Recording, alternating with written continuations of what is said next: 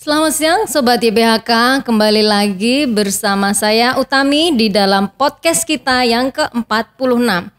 Tema podcast kita kali ini adalah semangat baru.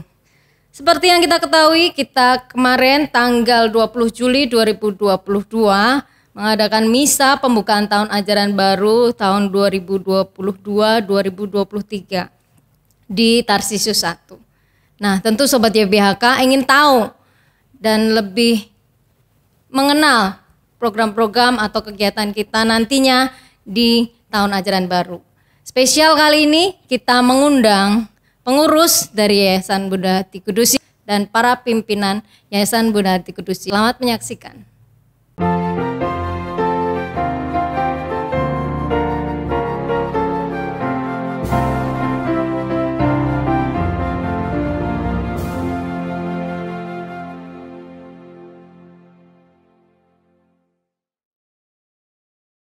Sobat YBHK, telah hadir di samping saya Bapak Hermanus Edi Gunawan.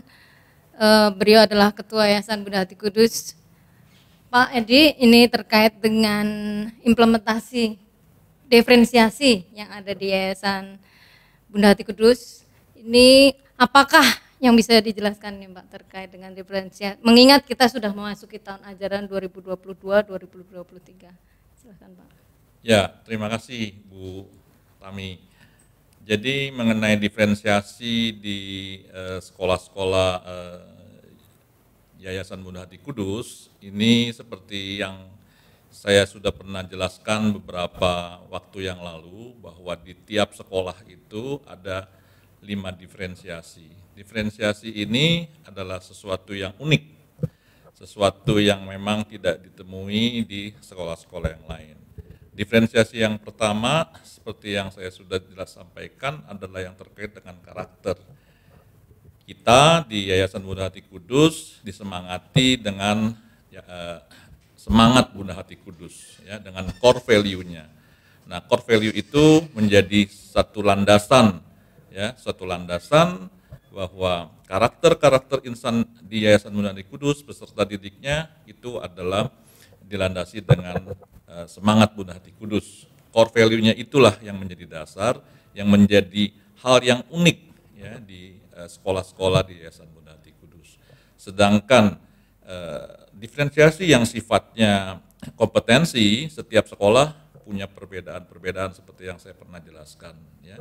Dan itu sekarang terus dalam persiapan. Seperti di Tarsisius 1, kita juga sekarang sedang merancang dan juga mengimplementasikan bagaimana program daripada public speaking, program daripada kompetisi karya ilmiah ini tetap terus akan dipertajam, terus akan dicari strategi-strategi ataupun mungkin lembaga-lembaga yang sedang kita jajaki. Kemudian Tarsisius 2 dengan coding itu terus juga kita lakukan implementasi. Dalam waktu dekat kita juga akan lakukan trial class, ya, untuk coding, ya, bagaimana supaya coding ini bisa betul-betul membuat para peserta didik itu jadi lebih termotivasi untuk belajar coding. Saat ini coding ini sudah menjadi sesuatu makanan yang memang betul-betul sangat diperlukan, ya, buat peserta didik. Kita sekarang ini udah era digitalisasi, ya, jadi Tarsisius 2 pun sudah juga mengarah kepada hal itu. Di Vianney, bahasa Inggris itu tentunya juga kami juga sudah menggandeng lembaga pendidikan bahasa Inggris yang profesional, yang menyediakan native speaker, ya, yang memang sudah sangat berpengalaman agar Vianney itu bisa menjadi English Learning Center, ya, di mana betul-betul bisa di Vianney itu bahasa Inggris itu menjadi bahasa yang kedua setelah tentunya bahasa Indonesia. Di Damai, begitu pula di Damai kita juga sudah juga melakukan satu kerjasama. Kita sudah juga merancang bagaimana di Damai itu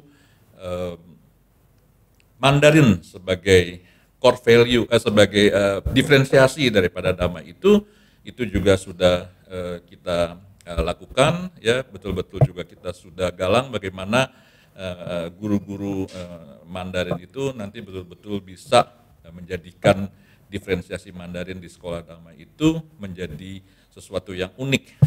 Dan terakhir di Vireta kita juga sudah memperbaiki segala fasilitas, ya, memperbaiki segala sarana agar diferensiasi di Vireta yang terkait dengan komputer grafis, yang terkait dengan IT itu juga bisa berjalan dengan baik, sehingga diferensiasi itu betul-betul tidak hanya sekedar slogan, tapi betul-betul diferensiasi itu bisa menjadikan peserta didik itu betul-betul termotivasi belajar, dan tentunya nanti juga pada waktunya mereka itu nanti akan tampil ke dunia universitas atau mungkin dunia kerja dan juga siap untuk berkarya di masyarakat pada umumnya. Demikian Bu Tami yang saya bisa jelaskan. Ya, terima kasih Pak Edi, cukup komplit ya. Sobat YBHK, ini tidak salah nih kalau kita memilih sekolah-sekolah di bawah naungan Yayasan Bunda Ati Kudus, karena tidak hanya sekedar akademik, juga non-akademik. Yang berikutnya Pak, kabarnya kita sudah melakukan perbaikan di sekolah-sekolah di yayasan kita ini. Bisa dijelaskan Pak untuk infrastruktur yang sudah kita lakukan perbaikan-perbaikan ini? Ya, baik Bu Tami.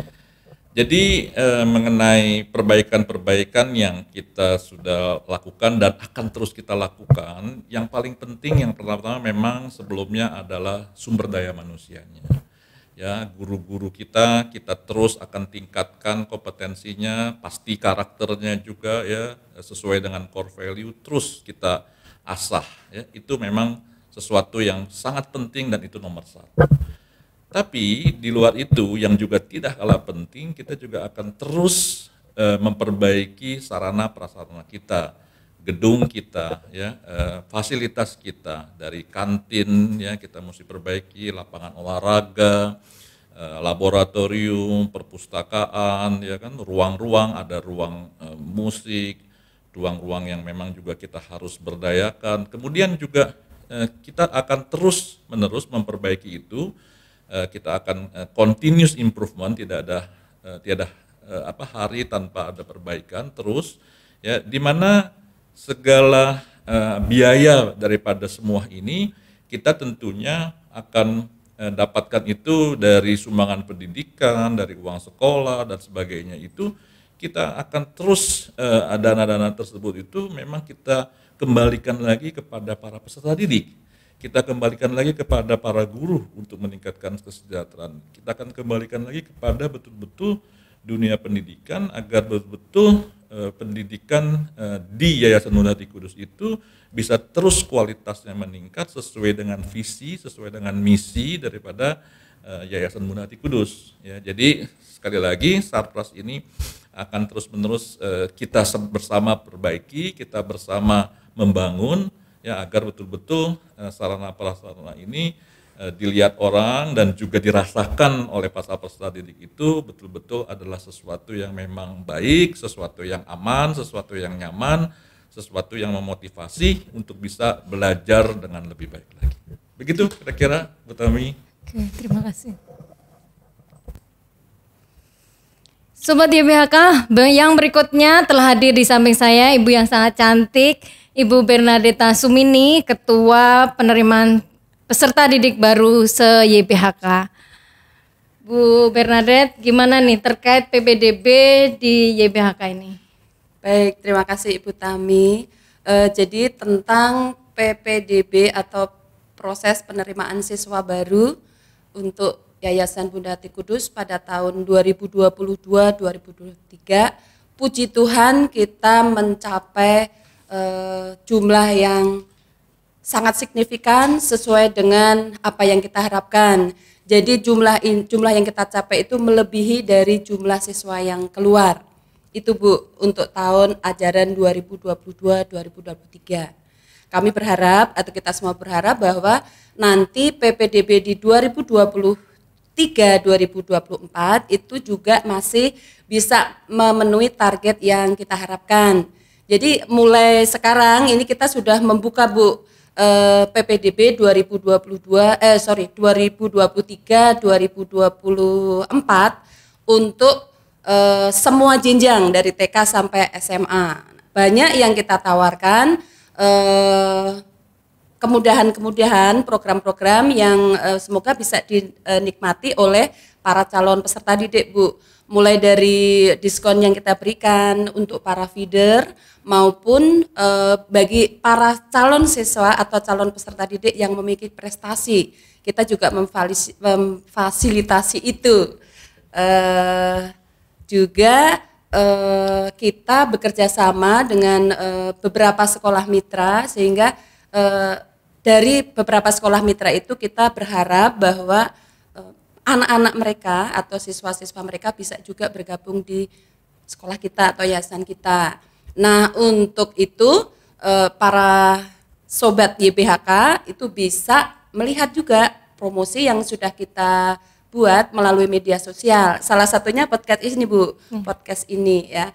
Kita juga ada channel YouTube, kemudian ada juga Instagram, ada juga Facebook, ada juga web. Jadi Bapak Ibu calon orang tua calon peserta didik di seluruh persekolahan YBHK bisa melihat aktivitas kami bagaimana kita sekolah YBHK ini, sekolah yang di bawah naungan YBHK bisa memberikan layanan kepada para peserta didik.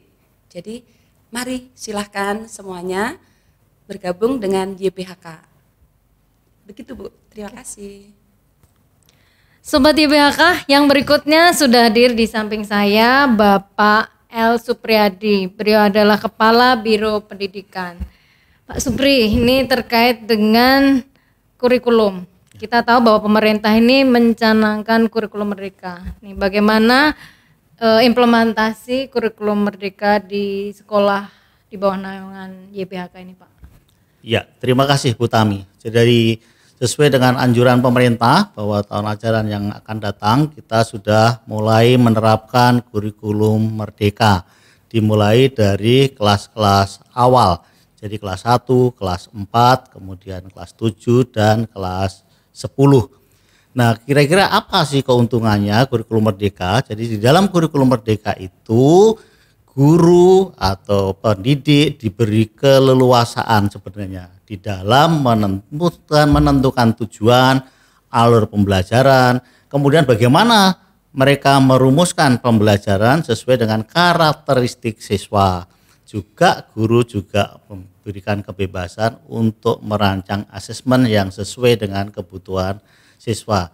Jadi implikasinya adalah pembelajaran menjadi terbuka, dinamis, dan mengoptimalkan setiap anak untuk bertumbuh sesuai dengan talenta mereka masing-masing. Ya, selanjutnya bagaimana sih prinsip pembelajaran di dalam kurikulum merdeka? Jadi sekali lagi di dalam kurikulum merdeka itu prinsipnya yang pertama adalah pembelajaran itu dirancang dengan mempertimbangkan tahap perkembangan dan tingkat pencapaian peserta didik. Jadi tidak ada lagi istilah bahwa siswa akan kesulitan untuk mengikuti pembelajaran karena pembelajaran dirancang sesuai dengan tingkat pencapaian peserta didik itu sendiri. Kemudian yang kedua, bahwa proses pembelajaran juga mendukung perkembangan kompetensi dan karakter peserta didik secara holistik. Artinya bahwa setiap akhir pembelajaran ada proyek-proyek yang harus dikerjakan oleh siswa yang berkolaborasi antar bidang studi sehingga kompetensi siswa akan berkembang sesuai dengan talentanya. Selanjutnya yang terakhir bahwa pembelajaran yang relevan, artinya bahwa pembelajaran yang dirancang sesuai dengan konteks, lingkungan, dan budaya peserta didik, serta melibatkan orang tua, serta komunitas orang-orang atau lembaga-lembaga pendidikan yang bekerja sama dengan Yayasan Bunda Hati Kudus. Jadi ke depan sekali lagi kita akan menerapkan kurikulum merdeka dengan sungguh-sungguh dan kita sudah awali itu dengan pelatihan-pelatihan guru pada awal tahun ajaran ini. Demikian Bu Tami, terima kasih. Sobat YBHK, berikut ini sudah hadir di samping saya Bapak Waris Nugroho, Kabid SDM dan Umum YBHK. Baik Pak Waris, langsung saja Pak, gimana kesiapan guru-guru kita dan kualitas guru-guru di YBHK ini di tahun ajaran 2022-2023? Baik, terima kasih Bu Tami. Saya akan jelaskan mengenai bagaimana kesiapan ya mengenai guru kita. Jadi dari SDM kami sudah menyiapkan guru-guru yang menurut kami sangat profesional. Ini terbukti dari hasil seleksi kami ya.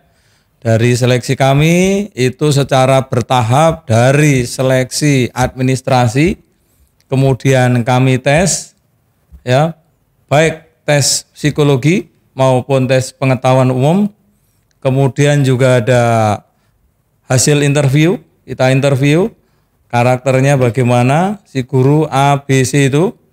Kemudian dari situ kita akan tahu bahwa guru itu memiliki keterampilan atau tidak. Itu ternyata semua guru yang kita terima di Yayasan Bunda Hati Kudus adalah guru yang sangat profesional. Mereka semuanya memiliki keterampilan masing-masing. Sesuai bidangnya. Ya, sesuai dengan bidangnya. Jadi tidak usah khawatir, anak yang masuk di Yayasan Bunda Hati Kudus, bersekolah di Yayasan Bunda Hati Kudus pasti akan terlayani dengan baik. Ya. Sebelum guru itu kami terjunkan ke lapangan, itu guru itu kita lakukan pelatihan-pelatihan. Ya. Pelatihan-pelatihan secara bersama-sama. Ya. Juga sebelumnya pernah kami lakukan micro teaching. Ternyata dari apa yang kami lihat secara bersama-sama bahwa guru itu memang sungguh-sungguh punya keterampilan yang luar biasa dan yang paling penting adalah punya karakter yang sangat luar biasa dan sangat cocok untuk menjadi guru. Dengan demikian sangat cocok untuk melayani para siswa yang bersekolah di Yayasan Bunda Hati Kudus. Saya sangat yakin dengan guru-guru yang berkualitas, maka layanan pendidikan di Yayasan Bunda Hati Kudus akan terlayani dengan baik dan pasti outputnya akan luar biasa. Begitu Bu Tami. Oke, terima kasih. Sobat YBHK, telah hadir di tengah-tengah kita Ibu Caroline. Beliau adalah sebagai Wakil Kabid Akuntansi dan Keuangan YBHK. Baik Bu Lina, kita tahu bahwa perkembangan IT itu sangat pesat. Nah, bagaimana nih sistem yang ada di yayasan kita, terutama ini untuk mempermudah orang tua terkait dengan keuangan? Ya, baik, Yayasan Bunda Hati Kudus memberikan kemudahan kepada orang tua dalam pembayaran uang sekolah. Ini ada dua. Yang pertama itu memberikan nomor virtual account kepada seluruh siswa. Dalam virtual account ini akan diberikan informasi keuangan uang sekolah siswa, ada informasi uang pangkal, ada informasi tentang uang kegiatan, di mana itu memberikan kemudahan kepada orang tua dengan ponsel pintarnya, dengan smartphone-nya, langsung dengan m-banking dapat melakukan pembayaran uang sekolah, tidak harus antri ke bank dan sebagainya. Kemudian kemudahan lagi juga, orang tua tidak perlu menyerahkan bukti transfernya karena sudah membayar melalui virtual account. Kemudian kemudahan yang kedua, adanya blast email. Blast email itu ada informasi keuangan yang diberikan kepada orang tua melalui email. Jadi mungkin dengan kesibukan orang tua untuk tentang berkaitan dengan uang sekolah akan diberikan informasi setiap bulannya bahwa kewajiban keuangan sekolah sudah dibayarkan atau belum, itu dengan melalui blast email. Jadi dua itu kemudahan yang diberikan oleh Yayasan Bunda Hati Kudus tentang keuangan, yaitu membayar uang sekolah dengan virtual account FA dan ada informasi kewajiban keuangan dengan blast email. Oke, terima kasih. Kita karyawan di Yayasan Bunda Hati Kudus harus cerdas. Nah, cerdas bahasa Inggrisnya apa ya? Smart. Nah, ini saya mengajak kita untuk seluruh karyawan di Yayasan Bunda Hati Kudus harus smart. S-nya yaitu smile. Awali Anda mengajar, Anda datang ke sekolah ini dengan senyum. Ya, smile. Ingat itu apa yang dikatakan Mother Teresa. Peace begin with a smile. Damai mulai dengan senyum. Yang kedua yaitu M. M-nya seorang pengajar, seorang karyawan harus maturity, kedewasaan, kematangan. Karyawan BHK, Yayasan BHK harus matang. A-nya adalah apa? Acceptance. Seorang pribadi matang cirinya adalah bisa menerima dirinya sendiri. Damai dengan diri berarti apa? Menerima apa adanya. R-nya apa? Yaitu respectful. When you want to get respect, you must respect others. Ketika Anda ingin mendapatkan hormat atau respect dari orang lain, kita harus terlebih dahulu menghormati orang lain. T-nya adalah thankfulness. Artinya apa? Kita harus selalu bersyukur. Karena bersyukur adalah pintu masuk untuk merasakan kasih Allah. Mengalami kasih Allah dalam karya dan pelayanan, kita harus betul-betul bisa menjadi pribadi yang cerdas. Smile, kemudian maturity, kemudian acceptance, respectful, dan thankfulness.